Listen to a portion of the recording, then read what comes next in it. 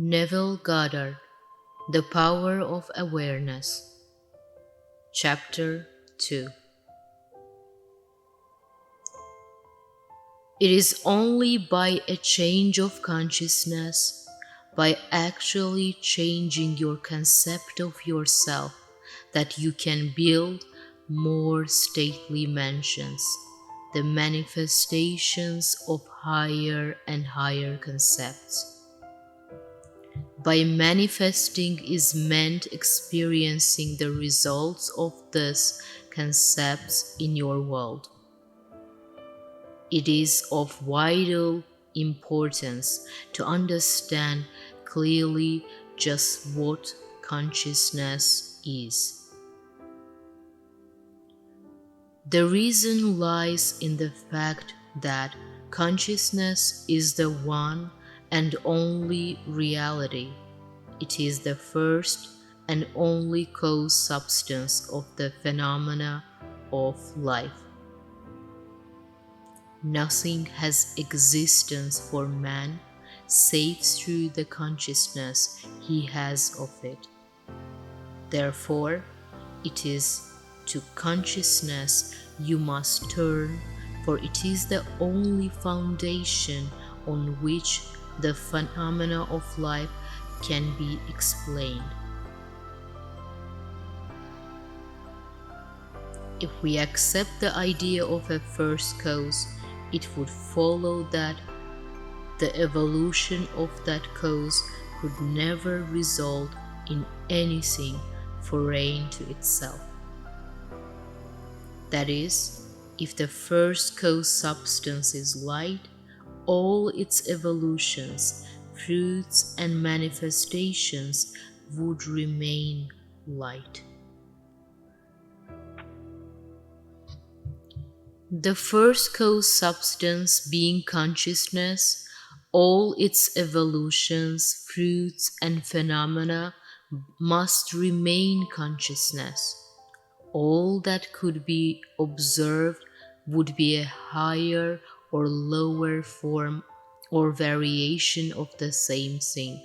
In other words, if your consciousness is the only reality, it must also be the only substance. Consequently, what appears to you as circumstances, conditions, and even material objects are really only the products of your own consciousness. Nature, then, as a thing or a complex of things external to your mind, must be rejected. You and your environment cannot be regarded as existing separately.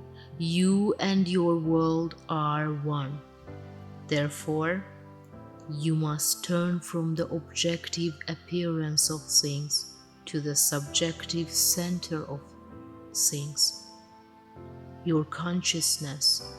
If you truly desire to know the cause of the phenomena of life and how to use this knowledge to realize your fondest dreams, in the midst of the apparent contradictions, antagonisms, and contrasts of your life, there is only one principle at work, only your consciousness operating. Difference does not consist in variety of substance, but in variety of arrangement of the same cause substance, your consciousness. The world moves with motiveless necessity. By this is meant that it has no motive of its own, but is under the necessity of manifesting your concept, the arrangement of your mind, and your mind is always arranged in the image of all you believe and consent to as true. The rich man, poor man, beggar man, or thief are not different minds.